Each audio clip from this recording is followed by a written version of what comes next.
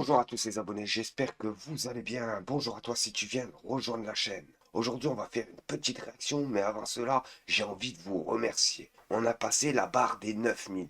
Et ça, c'est grâce à vous. Je compte sur vous pour qu'on arrive à 10 000 abonnés. Alors je voulais aussi vous remercier pour tout le soutien que vous apportez à la chaîne. Et ça fait extrêmement plaisir. Même si la plupart du temps, je n'ai pas le temps de répondre à vos messages, sachez que je vous vois. Je vois vos messages passer, je lis vos messages et j'apprécie vos messages. Ça fait extrêmement plaisir. Merci à vous. Bon les amis, on va parler du premier sujet. On va parler du RSA. On veut nous jeter des cacahuètes, même des cacahuètes derrière la cage, pour tous ceux qui sont bénéficiaires du RSA. On nous explique que je vous donne 20 euros pour manger tous les mois. C'est comme ça que les clowns cyniques du modem justifient les travaux forcés pour les bénéficiaires du RSA. Faut leur dire à ces personnes-là, t'as des personnes qui cherchent du travail depuis 10 ans et qui ne trouvent pas du travail. Pourquoi? Parce qu'ils ont passé l'âge de périmation, comme on le dit. Vous le pensez bien qu'une personne de 50 ans ne pourra jamais remplacer un jeune de 25 ans en pleine forme. Non, ce n'est pas possible. Le patron ne l'acceptera jamais et l'embauchera jamais. Au pire des cas, il aura une mission d'une semaine ou deux pour remplacer le jeune. Voyez ce que je veux dire? La personne qui a passé le stade de 50 ans en France aura plus de mal à trouver du travail qu'une personne de 20 ans, vous le pensez bien. Et ça, il s'en bat la cacahuète. Au gouvernement d'Emmanuel Macron, ce qu'il pense, c'est les piécettes. Maintenant, va falloir travailler pour toucher le RSA. Mais ce qu'ils ont oublié, c'est qu'on touche des taxes quand même. Et en France, faut savoir, on est les plus taxés au monde. Alors là, je vous ai sorti un tableau net et précis. On a les barèmes d'impôts de 2024. Voilà ce que vous payez chaque année. On nous explique jusqu'à 11 294 euros par année. Les impôts, vous toucheront pas. Mais faut savoir que même si vous faites 1400 par mois, faites le calcul, c'est rapide, vous toucherez 16 000 euros. Du coup, vous serez imposé. Vous pensez bien qu'ils nous ont pris pour des brebis et des gens qui ne savaient pas penser. Bref, alors si vous touchez le SMIC en France, sachez que vous allez toucher des impôts. Mais pas que. On va faire le calcul avec 11 295 euros par année. Voyons ce que vous allez payer. C'est simple. On va sortir la calculette devant vous. Hop. Et le calcul, il est simple. Alors, on a dit que 11 295 euros par année. Alors là, on va faire le calcul rapide. On fait 11% sur ce que vous allez toucher à l'année. Ça veut dire ce qui disait 11 295 euros. 295 euros. Hop, voilà. Voilà les amis. Voilà ce qu'ils vont piocher dans votre poche à la fin de l'année si vous touchez moins que le SMIC, les amis. Moins que le SMIC. Faut savoir que même si vous touchez 1000 euros par mois, on dépasse déjà ce prix-là. On est déjà à 12 000. Mais le SMIC en France est à 1400 euros. Du coup, ça va douiller, les amis. Bon, là, on a fait le calcul. Sur 11 200, ça fait 1242 euros que vous allez payer de votre poche. Alors moi, personnellement, en France, les taxes, ça sert plus à rien de les payer. Je vous le dis tout de suite. Pourquoi payer les taxes si derrière ça, toute notre sécurité s'enflamme? Ils sont en train de nous prendre tous nos privilèges. Et pour vous dire privilège, c'est un grand mot. On le paye, ces privilèges. Et on paye beaucoup. Alors pourquoi tous les aides publiques sont en train de se faire aspirer par le gouvernement d'Emmanuel Macron? Bref les amis, on regarde la vidéo et on fait une petite réaction. Je vous donne 20 euros pour manger tous les mois. Mais par contre, si vous allez avoir une activité, notamment les bénéficiaires du RSA, jusqu'à 180 euros, je vais vous mettre sur cette carte pour aller manger quelque chose qui est sans impôt et sans charge pour les collectivités locales. Donc c'est toujours cette chose-là de forcer celui à qui on donne à la collectivité d'aller travailler. Je pense que c'est un équilibre entre les deux. Indiane, philosophiquement, est-ce que c'est une bonne mesure ou pas? Sur le principe, quand même, ce qu'on dit, c'est que tout simplement, il y a des personnes qui ne sont plus sur le marché du travail et qu'il faut accompagner. Je vous donne. Mais je vous le dis les amis, vous êtes pas prêts, mais vous êtes vraiment pas prêts. Si vous pensez et vous trouvez qu'il y a beaucoup d'SDF dehors, vous allez voir l'année prochaine, ça va être catastrophique. Votre voisin, votre cousin, votre ami sera SDF. Pourquoi? Parce qu'il ne trouvera pas de travail. Pourquoi? Parce qu'il n'y a plus de travail en France. Il n'y a plus de travail qui paye. Ça, faut le préciser. Si, il y a du travail. Alors oui, effectivement, il y a du travail. Mais si tu vas aller pousser les poubelles 40 heures par semaine pour gagner des cacahuètes, vas-y, c'est pas pour moi. Et là, sur cette deuxième vidéo, vous avez bien vu, la bande de mercenaires d'Emmanuel Macron se sont donné rendez-vous à Mayotte. Pourquoi? On se pose la question quand même. Eh ben, je vais vous donner la réponse. pour faire bonne image. Ces personnes ne servent à rien. Bref, vous allez voir Bayrou bafouiller et s'enfoncer après avoir annoncé sans aucune information qu'il y avait quelques dizaines de morts. Alors là, les amis, c'est hallucinant. On nous a mis le plus stupide du gouvernement. Bayrou, c'est fou. On dirait un Simpson. C'est pas possible, les amis. Et encore, c'est une insulte pour les Simpsons. Bref, les amis, on regarde la vidéo et on fait une petite réaction. Ministre, vous aviez évoqué il y a quelques jours un bilan humain qui s'élèverait, vous pensiez, à quelques dizaines de victimes. Est-ce que vous maintenez cette évaluation? Je dis qu'il faut en parler avec une très grande prudence. Mais ce qui est frappant pour tous ceux que nous rencontrons, c'est que les rumeurs de milliers de morts ne sont pas fondées. Alors que quelques dizaines ou quelques centaines, c'est dans ces zones-là que nous disent les observateurs de terrain, on se trouve. Et les observateurs de terrain, ils sont très avisés. Ils sont allés rencontrer les cadis, savoir où il y a eu des cérémonies religieuses improvisées. Mais on peut toujours se tromper. Mais les rumeurs de milliers de morts il y en avait même qui disaient de dizaines de milliers de morts. Ces rumeurs ne sont pas fondées à l'heure qu'il est, avec des éléments que nous avons. Est-ce qu'un jour on sait? Ah oui, on sait des estimations, bien sûr. Vous n'avez pas renoncé à dresser un bilan définitif? Non, je n'ai pas renoncé à dresser un bilan définitif. Et d'ailleurs, nous ne renonçons à rien.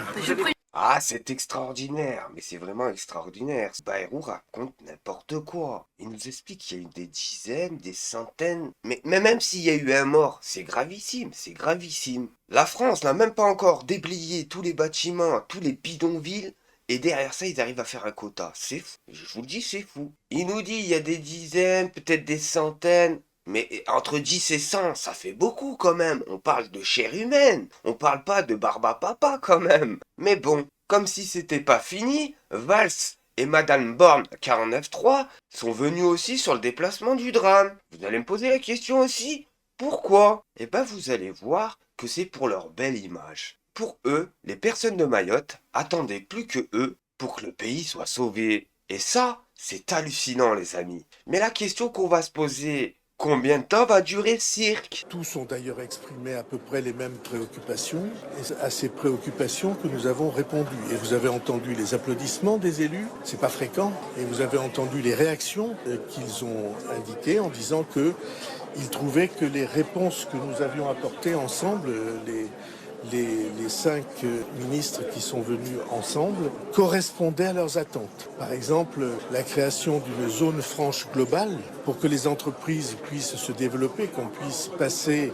de l'économie souterraine à une économie régulière et que pendant 5 ans, il n'y ait pas de cotisation sociale et ni de contribution fiscale. Tout ça, c'est évidemment très important et plus important encore à mes yeux, le recensement précis de la population qui permettra de savoir exactement où on en est à Mayotte. Et donc tous ces efforts-là, je crois, ont répondu à l'attente des élus. C'est ce qu'on nous a dit à peu près toute la journée. Ah, je vous le dis les amis, maintenant faut plus les appeler les ministres, c'est devenu les nouveaux Avengers de Paris. Faut appeler Netflix, il y a une nouvelle série à tourner avec eux. Je vous le dis, c'est solide comme la roche. Il nous explique, sans bégayer cette fois, que les députés de Mayotte les applaudissaient quand ils sortaient de l'avion. Par contre, moi, j'ai une autre version. Regardez ça. Réussi à affaiblir la colère des Mahorais. Vous voyez plusieurs d'entre eux qui voulaient interpeller le Premier ministre, qui n'ont pas réussi. Ils sont extrêmement déçus malgré les différentes annonces qui ont été faites. Ce sont la plupart des militants qui souhaitaient justement bien aller voir le Premier ministre, l'interpeller, leur raconter leurs différentes problématiques. Cela n'a pas été le cas. On est justement aux côtés de ces habitants qui, lui aussi, est très en colère, très déçu. On entendait les différentes annonces, les différentes mesures, Soufiane, qui ont été faites par le Premier ministre. Vous me disiez, c'est pas suffisant. Pourquoi? C'est suffisant pourquoi? Parce qu'on a déjà entendu plein de promesses non promises. Du coup, le blablabla, ça suffit. Ce que la population veut exactement, c'est l'arrêt immédiatement de reconstruction de bidonvilles. C'est ce qu'a compromis François Bayrou. Il a dit la destruction de tous les bidonvilles. Mais non, oui, mais on veut des actes. Il faut qu'en partant d'ici, soit demain ou ce soir vers Paris, il faut qu'il donne une autorisation au préfet de signer un arrêté permettant l'arrêt immédiat ou de reconstruction de bidonvilles. Sans l'arrêté des bidonvilles, il n'y a pas de développement. Sur les autres annonces, par exemple le rétablissement de l'électricité, la rentrée scolaire, Mais vous n'êtes pas satisfait non trop plus? tard, haute semaine. Mais qu'est-ce qu'il raconte ce journaliste? Qu'est-ce qu'il raconte? Ils ont même plus de papier cul pour se laver les fesses. Ils ont même plus d'eau. Ils ont même plus d'électricité. Il n'y a plus de maison. Il n'y a plus de nourriture. Il n'y a plus rien, les amis. Et lui, il nous parle d'école. Mais qu'est-ce qu'il s'en fout? Ça, c'est pas priorité. La priorité, c'est de faire manger les enfants. C'est de boire. Après, c'est de trouver un logement. Et c'est pas de reconstruire les écoles. Ça viendra plus tard. Qu'est-ce qu'ils racontent? Ils sont dans une autre galaxie, ces personnes-là. Les 3/4 de la population là-bas habitait dans des bidonvilles, et ça, on l'a bien vu. Quand il y a eu la tempête, tout est parti comme un château de cartes. Et là, ils nous parlent d'école. Alors oui, effectivement, il faut des écoles, c'est très important d'étudier. Mais il y a des choses avant ça à reconstruire. Trop tard, médecin appelait la mort. Parce qu'il a fallu de bonne heure s'organiser logistiquement. Imaginez-vous, ça fait 15 jours. Il y a même des familles, 15 jours de pas, ni d'électricité, ni de l'eau, ni des réseaux pour téléphoner, donner des nouvelles à leurs proches. Vous avez essayé d'interpeller François Bayrou. Il n'a pas répondu à vos questions. Comment vous vous sentez? Vous êtes déçu par rapport à ça? Je suis déçu. C'est un père qui connaît très bien les Maoris, qui a véhiculé avec nos anciens, Ana, Ouri, Giraud. Mais aujourd'hui, voir comment il est passé devant ces dames, nos vieilles, aucun respect.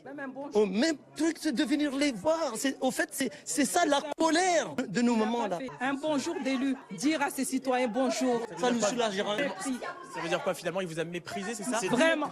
Voilà les amis, c'est pas moi qui le dis, ces personnes-là sont méprisants, sont arrogants comme pas possible. Ils sont pas venus pour eux, ils sont venus pour leurs intérêts, pour leurs images. Et c'est pour ça que quand il y a les caméras, ils sont là tous ensemble. On les a bien vus, les 5 Avengers devant la caméra. Ils ont que ça à faire de se faire interviewer. Il y a des milliers de personnes qui crèvent la dalle, eux ils marchent normalement, sans dire bonjour, sans dire est-ce que vous allez bien, etc., etc. Non, ils vont droit sur la caméra, s'exprimer pour faire montrer aux Français que c'est des super-héros et que c'est des bons ministres. Ce sont des ministres en carton. Mépris, on ne sait même pas de quel mot on peut rajouter après le mépris. Si vous trouvez le mot, rajoutez-le, je vous permets. Concernant l'électricité, tout à l'heure, vous avez posé la question à mon collègue, mon camarade. Il n'y a pas de plan de secours parce qu'ils savaient que le cyclone il allait arriver. Et ils n'ont pas prévu le plan de secours. C'est aujourd'hui qu'ils viennent nous dire l'électricité dans 2 semaines, dans 3 semaines. C'est quoi ça? Ça s'appelle mépris. On les laisse pourrir. Ces citoyens, soi-disant, c'est des citoyens français. Ils contribuent.